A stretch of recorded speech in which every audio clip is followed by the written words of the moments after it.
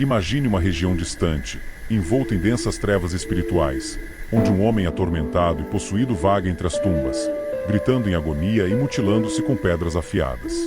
Este homem está tão consumido pelo mal que ninguém consegue detê-lo, nem mesmo concorrentes. Em meio a essa escuridão, surge uma figura resplandecente, Jesus, o Filho de Deus, irradiando luz e esperança. Os demônios que atormentam esse pobre homem, ao reconhecerem a autoridade suprema de Jesus, fazem uma solicitação surpreendente e enigmática. Permita-nos entrar nos porcos. Mas por quê? Qual é a razão oculta por trás dessa petição aparentemente bizarra? Prepare-se para desvendar os mistérios desta passagem e descobrir a profunda verdade espiritual que ela carrega. Para compreender plenamente o evento que estamos prestes a explorar, precisamos primeiro situá-lo no contexto bíblico. Este acontecimento é narrado nos evangelhos de Mateus, Marcos e Lucas. Vamos nos concentrar na versão detalhada por Marcos. Nas margens do Mar da Galileia, um vilarejo acostumado ao tumulto das ondas estava prestes a presenciar um milagre. Jesus, junto com seus discípulos, desembarcou de um barco, pisando em solo estrangeiro. Os habitantes da região, cientes do homem possuído, se mantinham afastados, temendo sua fúria e loucura. Mas Jesus, movido por uma compaixão divina, avançou em direção às tumbas, onde os gritos do homem ecoavam pela noite. O homem, conhecido por todos como endemoniado gadareno, era uma figura desolada. Seus gritos, cheios de dor e desespero, rompiam o silêncio da noite. Suas roupas estavam rasgadas, e seu corpo, marcado por cicatrizes profundas, contava a história de seu sofrimento. Ao avistar Jesus, ele correu em sua direção, mas não com a intenção de atacá-lo. Havia algo diferente naquela figura luminosa. Caindo de joelhos, o homem gritou: "Em que tenho eu contigo, Jesus, Filho do Deus Altíssimo? Não me atormentes." Os demônios dentro dele, reconhecendo o poder de Jesus, se debatiam em pavor. Jesus, com voz firme e cheia de autoridade, perguntou: "Em qual é o teu nome?" E a resposta veio em uníssono: "E meu nome é Legião, porque somos muitos." A presença dos demônios era esmagadora, mas Jesus permaneceu inabalável. Eles sabiam que não tinham poder sobre ele. Então, num ato de desespero, os demônios fizeram um pedido estranho: "Permite-nos entrar nos porcos." Jesus, conhecendo os corações e intenções de todos, consentiu. Os demônios deixaram o homem e entraram numa manada de porcos que pastava nas colinas próximas. Num frenesi de terror, os porcos, agora possuídos, correram descontroladamente e se lançaram no mar, morrendo afogados. A visão foi aterradora, mas trouxe uma calma repentina. O homem, antes possuído, agora estava livre. Sentado aos pés de Jesus, suas mãos não mais sangravam, seus olhos não mais refletiam a loucura.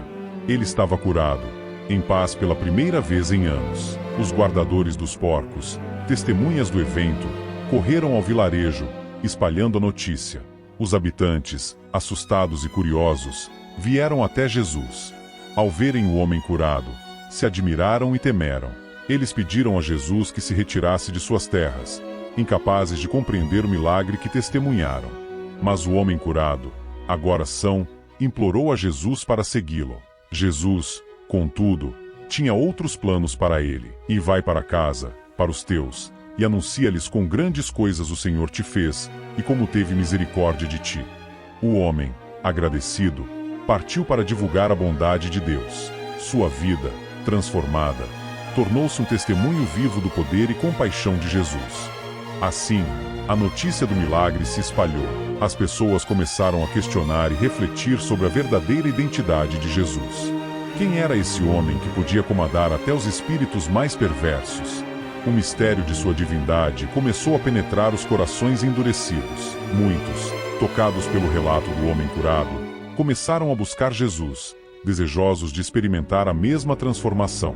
Enquanto isso, Jesus continuava sua missão, movendo-se de vila em vila, trazendo cura e esperança. Cada encontro, cada milagre, construía um mosaico de fé e redenção. E o eco do milagre no país dos Gadarenos reverberava, lembrando a todos que não há escuridão tão profunda que a luz de Cristo não possa dissipar. O homem, agora conhecido pelo seu verdadeiro nome, proclamava em cada esquina, em cada casa: "E eu estava perdido, mas fui encontrado. Estava possuído, mas agora sou livre. O Filho de Deus me libertou." Sua história tocava os corações, inspirando fé e esperança onde antes havia apenas desespero. E assim, a vida de um homem possuído por uma legião de demônios tornou-se uma poderosa narrativa de redenção. O encontro com Jesus não só libertou uma alma atormentada, mas também trouxe à luz a mensagem de que o amor e o poder de Deus são maiores que qualquer força do mal. A história ecoou pelos séculos, lembrando-nos de que a esperança sempre encontra um caminho, mesmo nos lugares mais sombrios.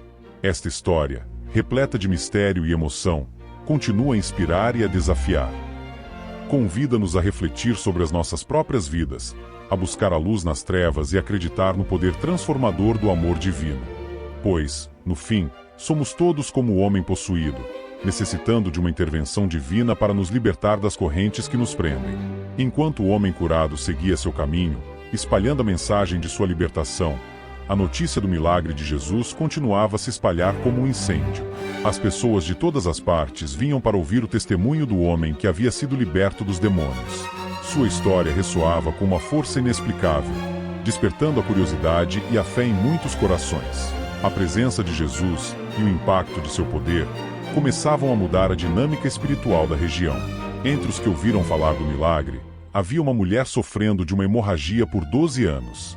Ela tinha gastado tudo o que possuía em médicos, mas nenhum deles conseguirá curá-la. Desesperada e sem esperança, ouviu falar de Jesus e do poder milagroso que ele tinha. Ela sabia que precisava encontrá-lo, acreditando que apenas tocando suas vestes poderia ser curada. A mulher, determinada, foi ao encontro de Jesus. Em meio à multidão que o cercava, ela se aproximou discretamente, com o coração cheio de esperança. Ao estender a mão e tocar a orla do manto de Jesus, ela sentiu imediatamente a cura em seu corpo. A hemorragia cessou, e ela foi tomada por uma sensação de paz e gratidão. Jesus, percebendo que algo extraordinário havia acontecido, perguntou: "Em quem me tocou?" A mulher, tremendo de medo e alegria, se ajoelhou diante de Jesus, confessando o que havia feito. Jesus, com um sorriso acolhedor, disse: "Filha, a tua fé te salvou. Vá em paz e fica livre do teu mal." A mulher se levantou, curada e renovada, e sua história de fé e cura se espalhou, inspirando ainda mais pessoas a buscar a esperança em Jesus.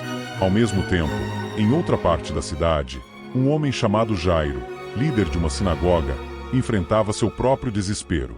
Sua filha estava gravemente doente, à beira da morte. Ao ouvir sobre os milagres de Jesus, Jairo correu para encontrá-lo, caindo aos pés de Jesus e suplicando: "E minha filhinha está morrendo.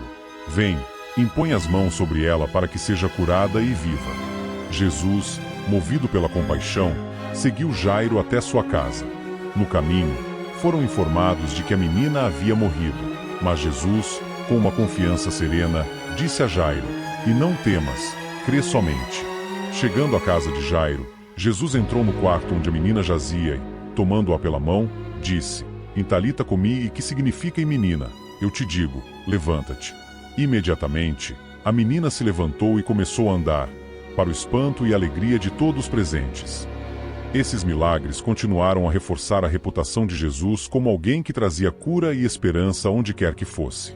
Ele não apenas curava doenças físicas, mas também tocava os corações, transformando vidas de dentro para fora. Sua mensagem de amor, compaixão e fé começou a criar uma onda de mudança que desafiava as normas estabelecidas e despertava um desejo profundo por algo maior. As multidões que seguiam Jesus continuavam a crescer, cada pessoa trazendo sua própria necessidade de cura, libertação ou orientação. Jesus, incansável em sua missão, atendia a todos, mostrando que o reino de Deus estava mais próximo do que muitos podiam imaginar. Ele falava em parábolas, ensinando verdades profundas através de histórias simples, acessíveis a todos que quisessem ouvir.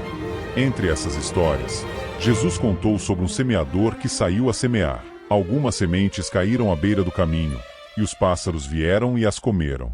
Outras caíram em solo rochoso, onde não havia muita terra, e logo brotaram, mas quando o sol saiu, elas foram queimadas porque não tinham raiz. Outras ainda caíram entre os espinhos, que cresceram e as sufocaram. Mas algumas sementes caíram em boa terra, onde produziram uma colheita abundante, 30, 60 e até 100 vezes mais. Os discípulos perguntaram a Jesus o significado da parábola, e ele explicou que as sementes representam a palavra de Deus. O solo à beira do caminho são aqueles que ouvem, mas o diabo vem e tira a palavra de seus corações. O solo rochoso são aqueles que recebem a palavra com alegria, mas não têm raiz. Creem por um tempo, mas na hora da provação se desviam. O solo cheio de espinhos representa aqueles que ouvem, mas são sufocados pelas preocupações, riquezas e prazeres desta vida e não amadurecem.